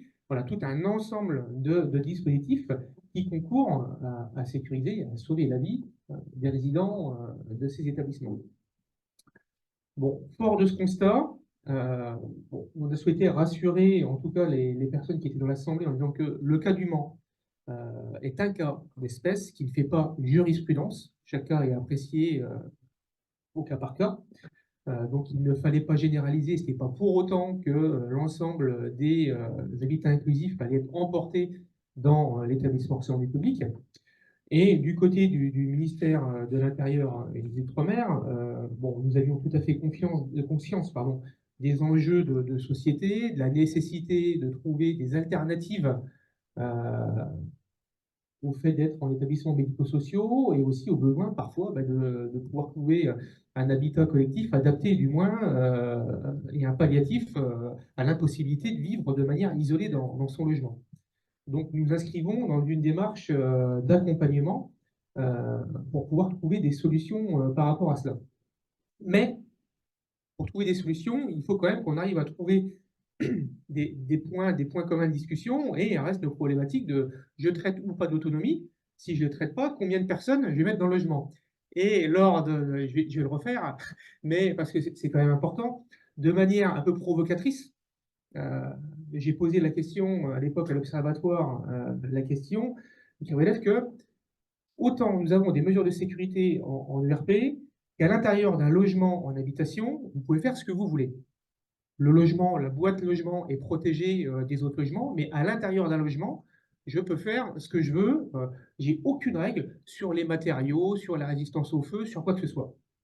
À partir de là, dès l'instant que nous allons cumuler, gréer un certain nombre de personnes dans un logement, puisqu'on l'entendait, des F15, des F20, nous allions mettre plein de personnes, on a dit, soit, donc aujourd'hui, nous on a des seuils de 6, d'ailleurs pour l'hébergement en hôtellerie, c'est même 15. Concrètement, lorsqu'on regarde en ERP, lorsqu'il y a un feu dans un EHPAD, nous avons globalement un mort. C'est celui qui est dans la chambre d'où est parti l'incendie parce qu'il n'a pas pu s'en extraire. Dans une habitation, malheureusement, si le concours de circonstances est mauvais, il n'y a qu'une sortie, celle-ci encombrée, les gens ne peuvent pas évacuer, nous avons les occupants du logement qui décèdent. Donc si dans le cadre de l'habitat inclusif, on ne souhaite pas mettre de critères numéraires, quel est le seuil, le nombre de morts que vous acceptez d'avoir en simultané? C'est ça la question. Ah oui, mais c'est bien ça la responsabilité qu'il faut prendre en ne souhaitant pas avoir de seuil. Et je vais illustrer les propos.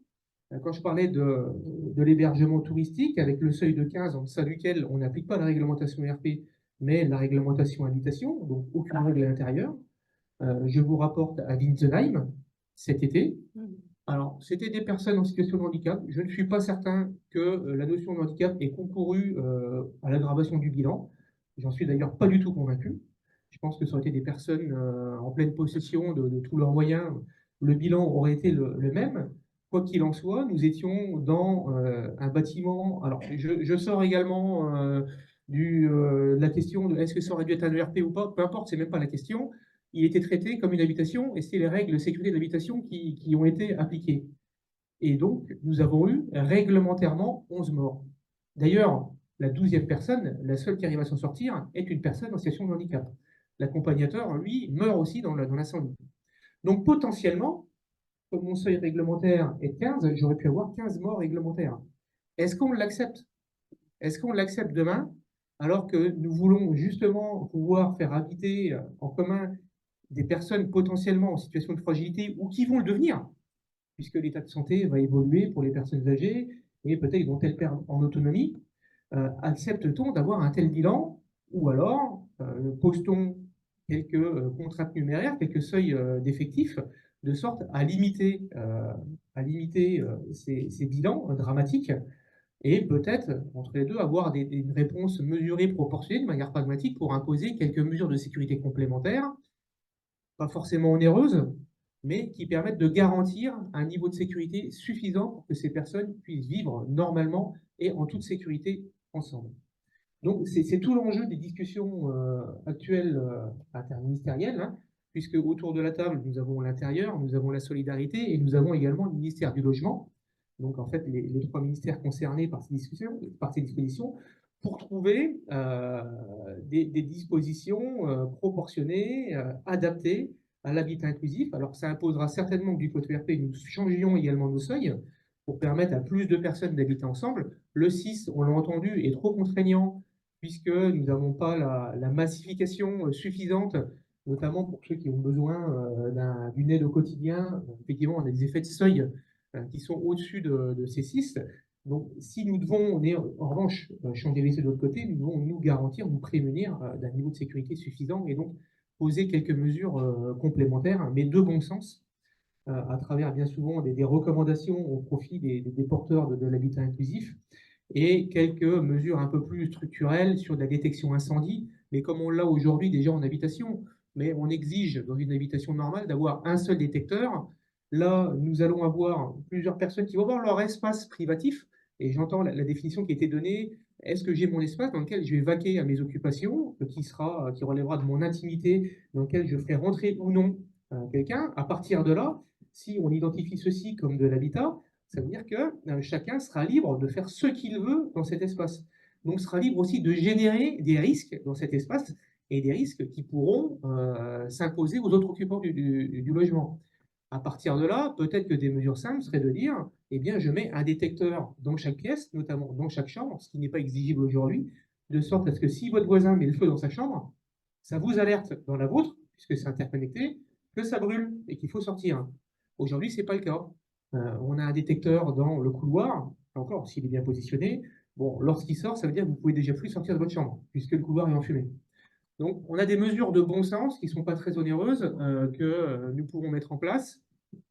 Et à partir d'un certain seuil, peut-être renforcer les parois des chambres, les portes, mettre un ferme-porte, de sorte à ce que si je ne peux pas sortir, au moins je suis protégé dans la chambre le temps que les secours arrivent. Ce qui aujourd'hui n'existe pas. On peut avoir des murs en papier mâché, j'exagère à peine, des choses qui brûlent très vite, les secours n'ont pas le temps d'arriver, que malheureusement tout est déjà embrasé, sachant qu'il n'y a qu'une porte pour sortir de l'appartement, donc il faut pouvoir se mettre à l'abri. Voilà, un certain nombre de mesures de bon sens, en limitant les coûts au raisonnable, de sorte à ne pas mettre en place des choses rédhibitoires pour le développement de l'habitat inclusif. Donc voilà ce dans quoi nous travaillons actuellement. Alors en gros, pour être très clair, on va s'attacher essentiellement à la colocation et ça me va bien, puisque l'habitat, alors on n'a pas distingué le diffus du regroupé. Alors le diffus, lorsque je vais identifier un logement, enfin plusieurs logements, chacun vivant chez soi, ça ne pose pas de souci, on est déjà protégé dans son appartement. C'est vraiment la colocation qui va nous poser des problèmes. Et ce qui me va bien, c'est que parler de colocation, ça me permet d'étendre les choses, pas forcément stigmatiser l'habitat inclusif, puisque du côté du ministère de l'Intérieur, on souhaiterait élargir cette notion de colocation, puisque c'est vrai pour l'habitat inclusif, c'est vrai pour de la population vieillissante qui ne sera pas estampillée habitat inclusif, et c'est peut-être vrai aussi pour d'autres typologies de population, des étudiants notamment, qu'on est en train d'agglomérer dans des appartements à 15, 20, là on a des projets. Mais c'est pareil, il n'y a plus qu'une porte pour sortir du logement. Donc je pense que ce n'est pas l'apanage de la sécurité des occupants, ce n'est pas l'apanage des personnes âgées ou en situation de handicap. Ça demande peut-être de mettre un cran supplémentaire lié à la fragilité de ces personnes sur le niveau de sécurité. mais sans stigmatiser ces personnes, on peut l'élargir à tout type de colocation. C'est un peu l'idée que nous en avons et c'est pourquoi nous voulons porter l'amélioration du niveau de sécurité pour permettre le développement de l'habitat inclusif. Merci beaucoup, Colonel. Là aussi, c'est très clair. J'imagine que vous allez avoir des questions. Moi, j'en ai une qui est peut-être plutôt une demande de précision. Il m'a semblé que vous disiez le cas du Mans ne peut pas faire jurisprudence. Vous pouvez nous dire un petit peu plus pourquoi vous avez dit ça? C'est quand même une décision du Conseil d'État. Mais il est lié au cas d'espèce. Alors, bon, moi, j'ai pas le détail de la population. Il y a des personnes en situation de handicap qui étaient accueillies. On parle de cérébrolésés sévères, quel était leur degré d'autonomie. Et j'en viens. La précision, d'ailleurs, du Conseil d'État est intéressante, puisqu'ils ont bien statué, non pas sur la base de la définition du type J, qui emporte tous les handicaps, mais bien sur le niveau législatif qui évoque la capacité des personnes à soustraire par elles-mêmes des effets de l'incendie, ce qui veut dire que, bon, en gros, peut-être que des personnes qui ont des handicaps légers n'auraient pas été concernées par la décision du Conseil d'État. Là, a priori, le Conseil d'État a apprécié dans le cas d'espèce que ces personnes-ci étaient en situation de fragilité extrême et ne pouvaient pas vivre dans un cadre d'habitation normal. Il fallait des mesures de sécurité adaptées à leur situation. Donc c'est pour ça que je dis que ce n'est pas transposable, il faut vraiment étudier au cas par cas. Merci beaucoup pour cette précision. Vous avez des questions? Oui, deux mains qui se lèvent.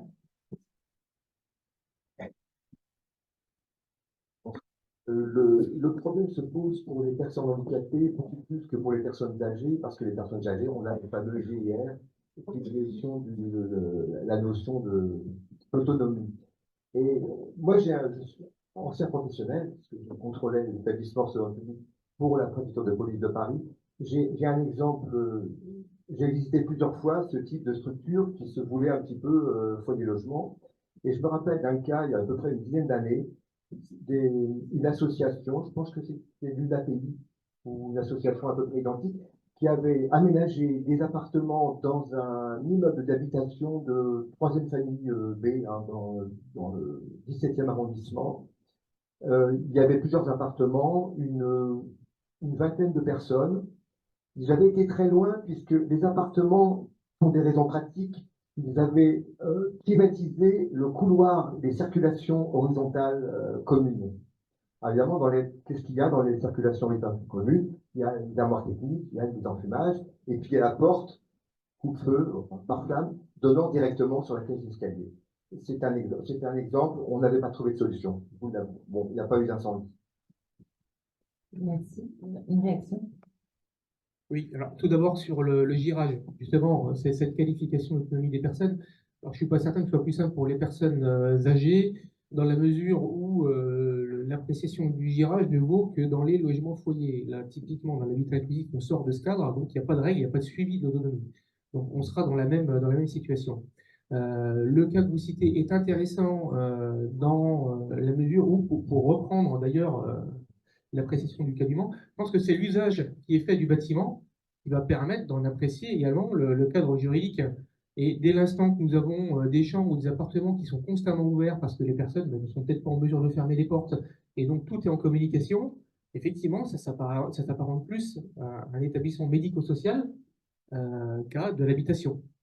Il faut effectivement, il y a vraiment une appréciation du cas d'espèce de l'usage bâtimentaire, de l'autonomie ou du handicap des personnes accueillies, mais aussi de l'usage bâtimentaire qui est à prendre en compte. Merci beaucoup, monsieur. On vous écoute. Pardon.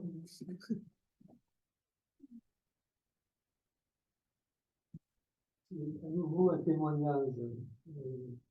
J'ai suivi une affaire à Angers, une opération d'argent qui a été menée par l'Office public d'Angers et l'AFM. C'est ensemble dans un bâtiment d'habitation des gens qui étaient tétraplégiques. Donc il y avait toute une sorte Effectivement,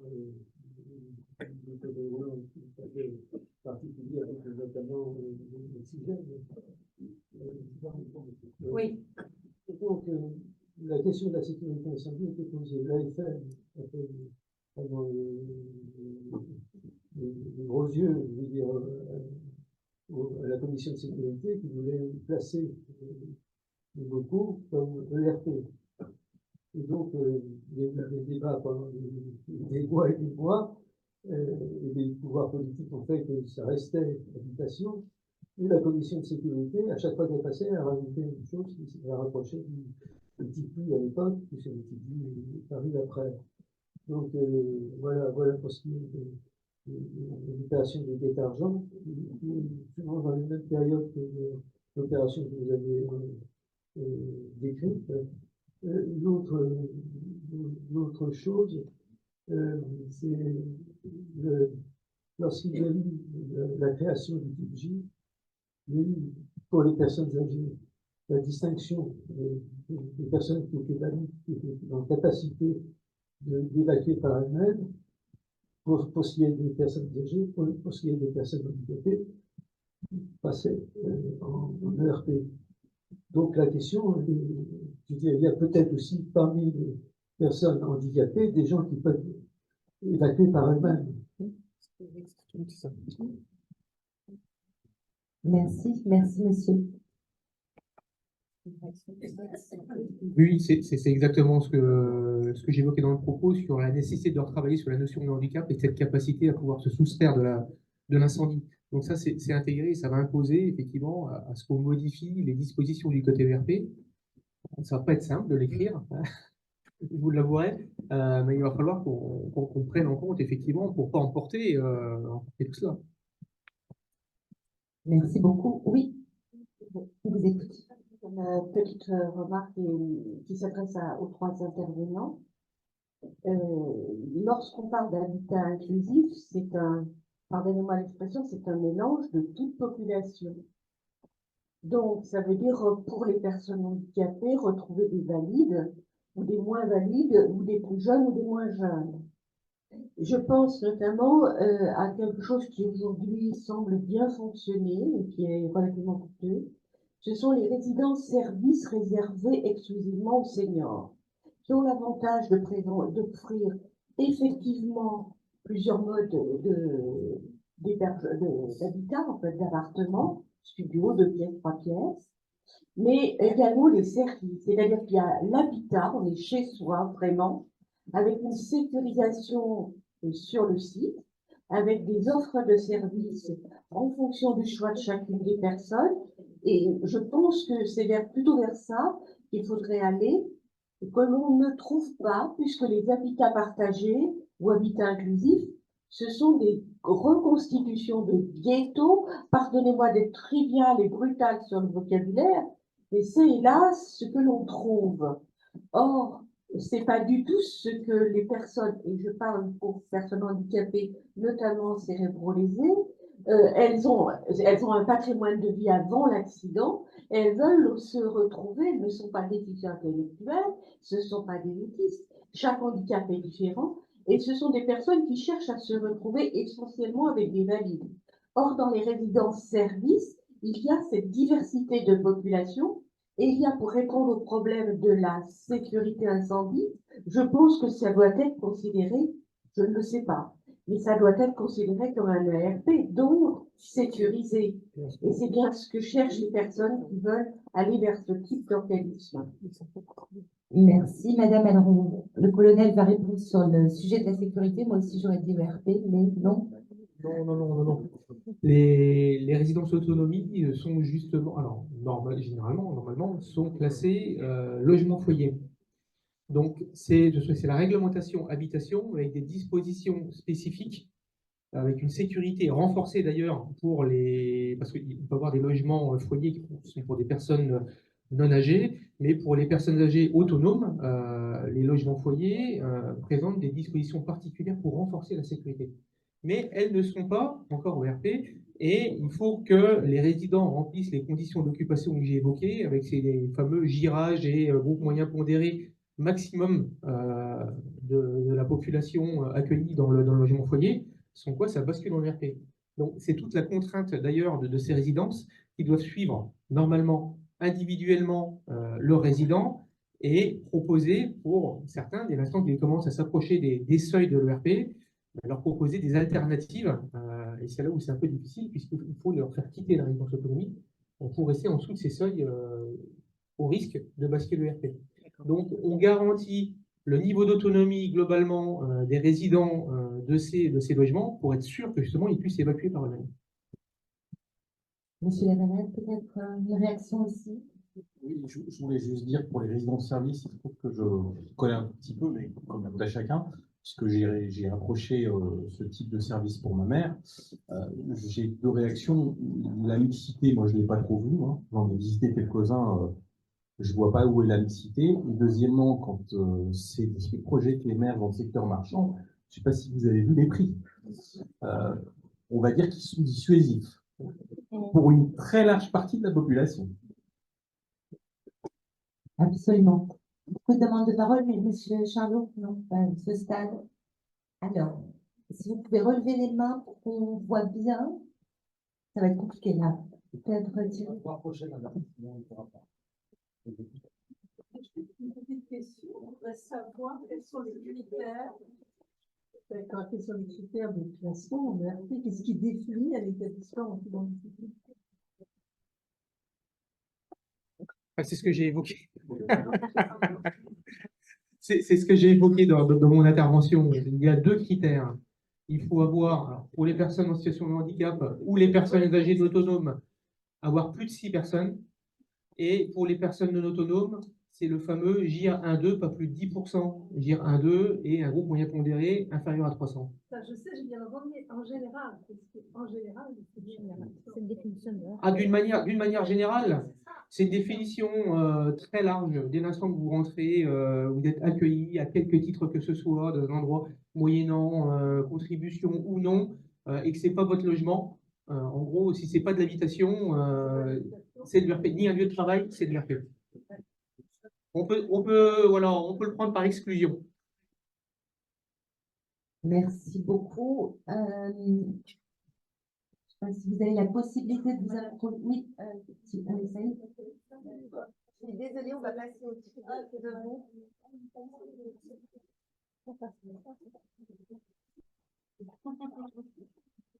C'est vrai, on marque encore.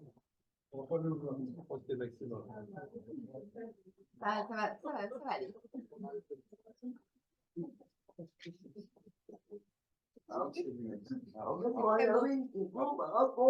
à la même parce que vous depuis ça, on parlait une tête à partager, mais une personne qui habite dans les logements et qui pas obligé d'utiliser la VPS, c'est une proposition et une possibilité.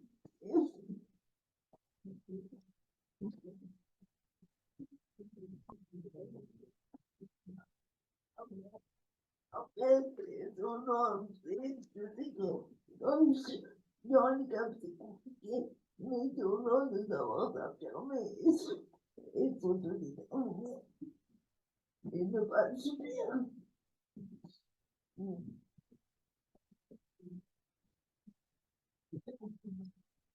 Merci, madame.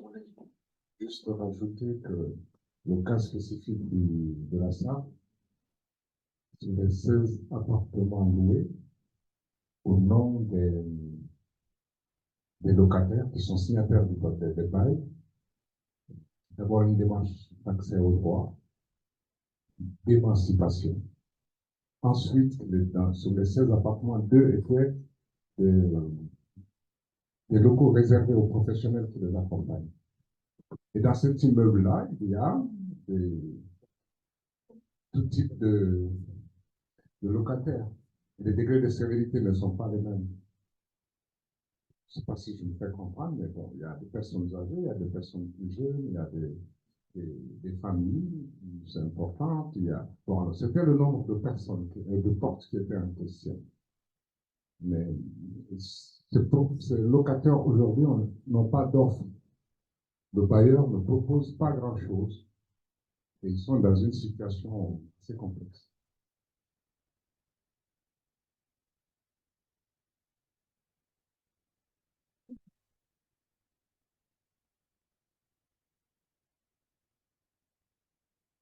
Merci beaucoup pour ces deux interventions. Vous voulez réagir, colonel? Oui, simplement, effectivement, on peut déplorer la situation actuelle pour ces résidents. Pour repositionner les choses dans leur contexte, effectivement, le bailleur, hors du classement du bâtiment, n'a pas souhaité réaliser les travaux nécessaires. Donc, effectivement, ça impose pour ces personnes de retrouver un autre cadre de vie. Et sans avoir forcément d'offres suffisamment dimensionnées ou existantes d'ailleurs dans le secteur où elles sont. Merci. Alors, est-ce qu'il y a une autre question? Oui, monsieur, pardon. Merci beaucoup. Olivier Julien, établissement public national emploi organisateur sur l'ensemble du territoire national. Et je voulais revenir sur ce qu'a dit M. Chardot, qui me semble tout à fait important et pertinent, je me permettrai de le dire comme ça, puisque nous sommes en train de développer un habitat inclusif dont la dimension est vraiment intergénérationnelle, d'autant plus que nous avons des personnes en situation de handicap, des personnes âgées et des administrés. Voilà, donc l'idée de ce projet étant normalement d'avoir 9 appartements dédiés à chacun d'entre eux. Et la problématique qu'on a eue, effectivement, comme vous l'évoquez, le collègue Boulet, on a dû se limiter à 6 pour essayer de rentrer dans les clous. Cependant, la problématique qui se pose, c'est que quand vous déposez un projet d'habitat inclusif, ces critères-là, nous ne les avions pas. Donc la problématique se pose à la fois de sécuriser les lieux si on devait revenir à 9 personnes comme dans le projet initial, ça nécessite des coûts. Et ça, c'est pas du tout intégré dans les choix qui sont faits lorsqu'on dépose un projet. Donc ça pose un certain nombre de problèmes, même si j'entends parfaitement, et d'ailleurs on a respecté, je dirais, la lettre de dépasser les 6 pour éviter un remplacement ERP type J. Il n'empêche que financièrement, mais ça je pense qu'on va en parler après, notamment sur la RPP, comme dit M. Chardot, si la conférence des financeurs vous octroie par résident, et non pas par l'association de l'établissement, de 5 000 à 10 000 euros à hauteur de 80% par département et 20% par CSA, vous imaginez bien que les fonds, les comptes n'y sont pas. On se retrouve dans une problématique à la fois de sécuriser les lieux pour garantir une vraie sécurité de chacun des occupants, et puis après se pose la question de l'investissement, de la salle commune, etc. etc. Donc le projet va voir le jour dans l'Essonne, à Sud-Essonne, en septembre, mais on a le bailleur et le propriétaire, le promoteur, qui pose un certain nombre de problèmes, forcément. Ils disent, mais nous, comment on va faire pour financer maintenant ce projet? Puisqu'on était parti sur une base qui était celle de 9 occupants, et puis maintenant, sécuriser les lieux, pardon, ça veut dire que ça nécessite de mettre peut-être des pare-feux, peut-être. Voilà. Donc voilà toutes ces questions qui se posent à nous aujourd'hui. Merci, monsieur. Sans rentrer dans le détail du projet, on est sur des logements indépendants. Les personnes qui sont autonomes sont chez elles. Chacun son logement. Chacun chez soi. Voilà, chacun chez soi. Et avec un espace commun. Une salle commune. Une salle commune comme c'est prévu dans la Oui, bien sûr. Une salle commune. Et on a de la chance, on a des appartements qui vont être à côté. On pourrait savoir c'est une sécurité pour le coup. C'est pas. Et par quel biais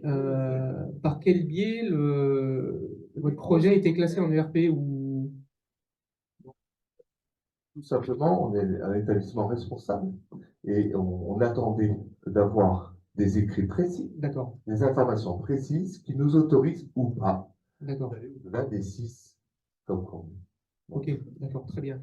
Bon, alors, ça me rassure dans le sens où, comme je l'évoquais sur l'habitat diffus, alors quand bien même le bâtiment serait composé exclusivement de logements dédiés à, mais dans la mesure où les personnes sont autonomes, elles n'ont pas besoin d'assistance dans la vie quotidienne, on peut, à juste titre, estimer que déjà, le logement en tant que tel va les protéger en cas d'incendie, chacun chez soi.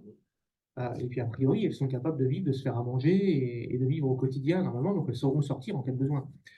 Donc, on a attiré, nous, l'attention des services instructeurs, des services d'incendie et de secours, sur le fait d'étudier avec une certaine souplesse, une certaine largesse, cette typologie bâtimentaire. On va exclure, très clairement, ce que j'évoquais tout à l'heure, hein, on va s'attacher à traiter des colocations dans le même volume logement. Les logements indépendants, on va faire en sorte de les écarter complètement. Alors, même si ça peut prendre des proportions, et j'entends les notions de ghetto, tant qu'on respecte et on est bien sur du logement individuel, c'est-à-dire une personne ou un couple par logement, voilà. Alors, même si effectivement on peut s'interroger sur le bien fondé de certains projets, et j'entends ce projet de vie commune, l'espace, la taille humaine du projet, on en a vu passer 31 logements pour personnes handicapées. Je ne vois pas ce qu'il y a d'inclusif, quoi. On peut s'interroger parce que, quoi qu'il en soit, même si on les écarte demain, ça nous pose quand même des soucis demain. Parce que il va falloir aller chercher tous ces gens-là pour les sapeurs-pompiers s'il y a le feu. Oui, excusez-moi, juste, vous comprenez que ce soit associatif ou établissement public ou fédération, on a besoin d'avoir des choses écrites, précises, qui nous permettent de dire est-ce qu'on répond aux habitats inclusifs de demain qui sont représentés par le conseil départemental. Voilà. Donc, c'est la vraie question. C'est-à-dire que moi, je vais jusqu'au bout de mon projet, parce que c'est pas mon projet déjà, et je reviens sur ce que disait M. Charlot, parce que je suis complètement d'accord avec lui sur le libre choix. Les gens choisissent d'y aller, et c'est pas l'institution qui va dire il y a de la place, vous pouvez y aller. C'est pas du tout comme ça qu'on le voit. Je pense que plusieurs d'entre nous, on est d'accord là-dessus. Mais là, le problématique, c'est que tant que rien n'est écrit, on ne sait plus où aller. C'est sûr, c'est sûr. Non, mais vous jouez la carte de la prudence et là, c'est tout à fait légitime. C'est pour ça que j'évoquais bien des orientations, les appels à une grande mansuétude dans le traitement des dossiers parce que, alors aujourd'hui, je ne peux pas faire autrement. Tant que la réglementation n'a pas évolué, on en est tributaire. Donc, on travaille pour la modifier et l'adapter de sorte à lever toutes ces ambiguïtés et que les choses soient très claires pour tout à chacun, tant pour les porteurs que pour les contrôleurs, que sont les commissions de sécurité. Mais effectivement, bon, là, on est dans une temporalité où on avance, mais on ne peut pas écrire des choses qui seraient contraires à la réglementation. Mais est-ce que vous avez déjà une idée de quand un texte sortira? Voilà, c'est la question qui est. Merci. Voilà. C'est en cours, mais. J'ai pas de boule de cristal en 2024. Ah bah, Tout dépend. Enfin, après, je ne suis pas maître du temps. Et parfois, entre notre bonne volonté et les injonctions qui vont s'imposer à nous ou les contraintes qu'on peut nous poser, voilà, les choses peuvent se prolonger. Mais j'ai bon espoir qu'on puisse sortir ça cette année. Merci beaucoup. Merci, monsieur, on vous écoute. Je rejoins les commentaires de mon collègue de l'État. Moi, je suis directeur général adjoint de la PISE. Alors, c'est vrai que cet arrêt du Conseil d'État nous a remis entre les limites entre l'habitat et l'hébergement. Ce n'était pas du tout finalement l'esprit de la loi Elan, qui positionnait clairement les projets du côté de l'habitat. Et c'est vrai que ces incertitudes qui demeurent, ils s'avèrent très complexes pour les gestionnaire. Parce que tout ça, c'est soumis du coup à interprétation. Et que pour avoir différentes expériences de commission de sécurité, vous disiez que des fois d'un département à l'autre, ça peut être différent. Moi, j'irais même plus loin. Des fois, d'un SDIS, au sein même d'un SDIS, on va avoir des intervenants où les interprétations peuvent être également différentes. Ce qui, du coup, rend les choses relativement complexes. C'est vrai que le plus simple, même si c'est pas simple, ce serait de légiférer, pour ne pas en laisser l'interprétation, finalement, aux gestionnaires, d'autant que des situations peuvent évoluer. Une personne peut rentrer relativement autonome, devenir plus dépendante au cours de son séjour, et tout ça au sein d'un même lieu. Et là, juste comme ça, on monte également ce qu'on appelle les unités résidentielles, où là, on va accueillir 6 enfants, par exemple, en situation de handicap, qui sont en plus placés à l'aide sociale à l'enfance, et qu'on a voulu ouvrir finalement tout de suite. L'ARS a dit attention, peut-être un sujet de PRT, et finalement il s'avérerait que ce soit aussi des salles d'interprétation des mairies et de la commission qui pourra. Voilà. Donc ça, c'est pas très clair, et c'est vrai que moi je suis d'accord. Il faudra un texte relativement clair, en tout cas avec des catégories de personnes, qui distinguerait éventuellement les personnes qui vivent en logement commun des autres, éventuellement, et qu'on ait quelque chose pour se référer, parce qu'on ne pourra jamais, sinon, stabiliser une définition de ce que sera la sécurité d'un lieu avec des personnes vulnérables. Merci beaucoup pour votre témoignage. Apolline, si vous voulez réagir, monsieur. Oui, bien sûr. Non, la réaction, ça m'évoque plusieurs choses. La première chose, c'est de dire que la politique de l'État inclusif est née en 2016. En 2017, on a créé l'Observatoire national de l'État inclusif et on avait invité les autorités à l'époque parce qu'on savait que c'était un sujet. Et il se trouve que pour des raisons, on l'évoquait tout à l'heure avant de commencer avec Frédéric Coulet tout à l'heure, pour des raisons complètement, on n'a pas su pourquoi, mais en tout cas, les trois pilotes de l'observatoire de l'époque, qui sont toujours les mêmes, la CNSA, la DHUB, donc les administrations, et la DGCF, l'administration centrale, on dit non, il n'y a pas de sujet. Alors que nous, on remontait avec véritablement, parce que quand on dit nous, c'est-à-dire qu'on était un certain nombre déjà à avoir été promoteurs de projets. Il y a eu cette histoire-là, c'est parce qu'à un moment donné, on était quelques-uns à travailler déjà sur ces questions-là et à inventer des formes d'habitat. Ça, c'est la première chose. Donc, on a perdu 4 ans, 5 ans, clairement. Puis on s'est redit, quand vous évoquiez tout à l'heure, quand vous évoquiez votre venue il n'y a pas très longtemps, à l'Observatoire, donc on a perdu 5 ans déjà. Donc ça, c'est à peu près clair. Donc après, c'est vrai qu'on a besoin d'avoir des éléments plus précis, mais on a perdu ces 5 années-là, clairement. Ça, c'est le premier point. Le deuxième point, et pour des raisons vraiment des administrations que je ne comprends vraiment pas, j'ai un petit soupçon quand même sur la DHUP qui n'a pas été très. Je ne leur dirai pas, j'espère qu'ils le savent et j'aurai des avis. Ça, c'est le premier point. Le deuxième point, je pense que il y a deux choses moi, que ça m'évoque, à la fois parce que j'ai été maître d'ouvrage, j'ai produit des solutions d'habitat, des immeubles, etc. Pour moi, le point problématique, c'est les colocations, essentiellement. D'abord, elle est problématique au niveau de la sécurité, et puis elle est problématique par rapport à ce que j'évoquais tout à l'heure. C'est-à-dire que la question de l'intimité, la question du gouvernement de son temps, et la question de la clôture, et de si je peux permettre de rentrer chez moi, etc., dans un certain nombre de situations de colocation, est quand même problématique. Et donc, je pense qu'on n'habite pas vraiment quand on cohabite dans un certain nombre de cohabitations, de colocation. Alors, ça ne veut pas dire que c'est pas une solution qui peut être utile à un moment donné pour un certain nombre de personnes, et de choisir. Mais je pense qu'on ne peut pas, voilà, si on parle vraiment d'habitat et d'habiter, avec ce que ça veut dire d'un point de vue existentiel, je pense que ça ne marche pas.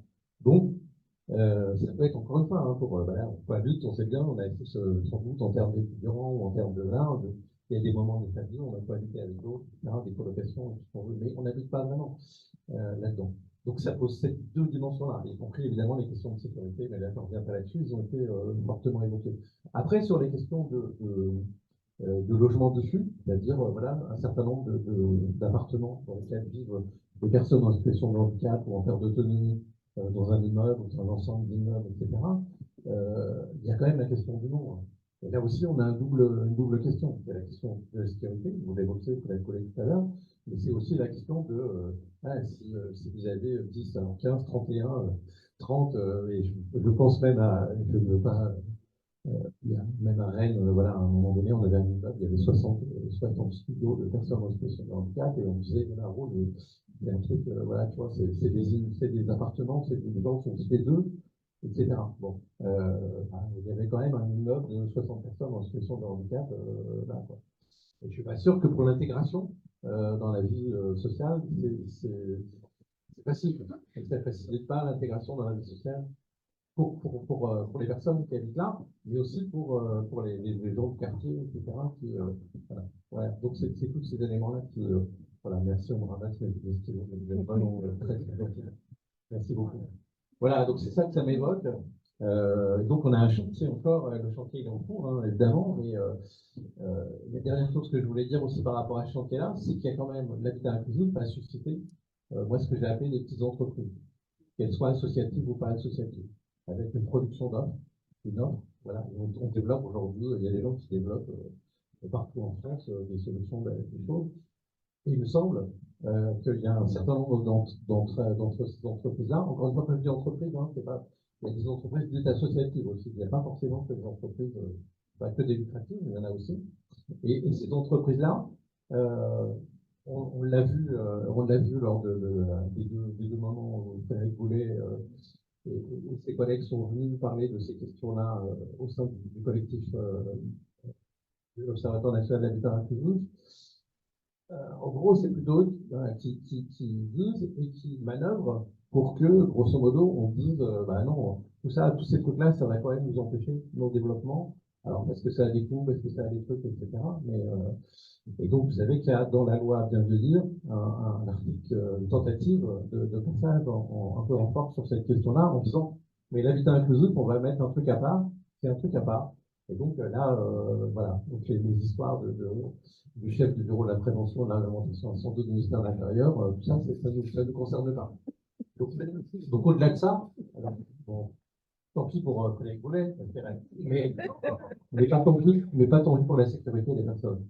Non.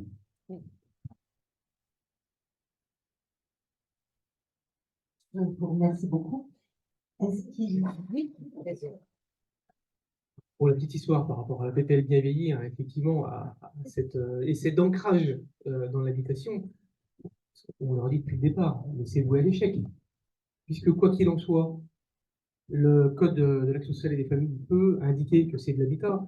Si le code de la construction et de l'habitation dit mais c'est de l'ERP, les commissions de sécurité continueront à se positionner en tant que telles.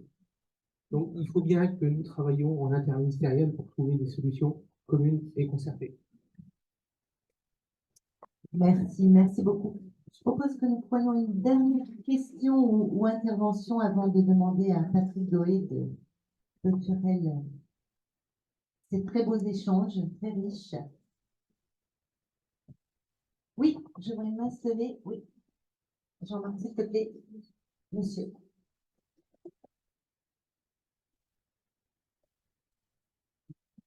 L'histoire. Approchez bien le micro, s'il vous plaît. Ben, je suis là au maximum. Donc, je répète, je vais vous conter l'histoire de Petite J. Il y a eu, je veux dire, des réflexions sur la perte d'autonomie et tout ce qui est dépendance chez les personnes âgées. Et à cette époque, les communes comme Paris se demandaient si leur foyer de personnes âgées n'allait pas se transformer en EHPAD. La question, c'est très vite été la question, c'est que les conditions économiques de faire fonctionner l'EHPAD, c'est au moins 60 voire 80 chambres. Et là, et puis il a besoin de locaux divers et variés au-delà des chambres. Donc la question de la permanence d'une offre pour des personnes valides est restée, etc. Par contre, pour ce qui est des personnes handicapées, la position du ministère de la Santé antérieurement, c'est que tous les foyers pour les personnes âgées, pour les personnes dépendantes, pour les personnes handicapées, devaient passer au TIVI.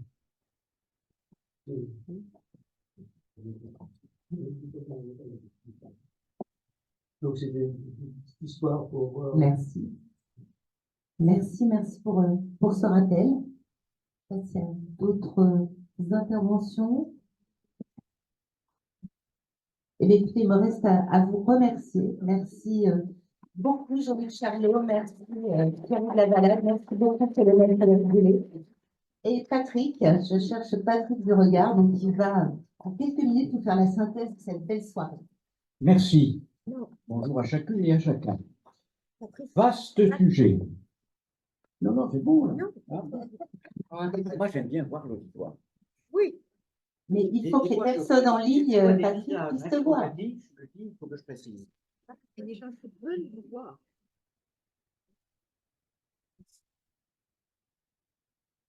Il faut que je dise aussi. Il faut s'asseoir. Bon, alors je m'assois. Voilà, ça y est. Donc, bonsoir à chacune et à chacun.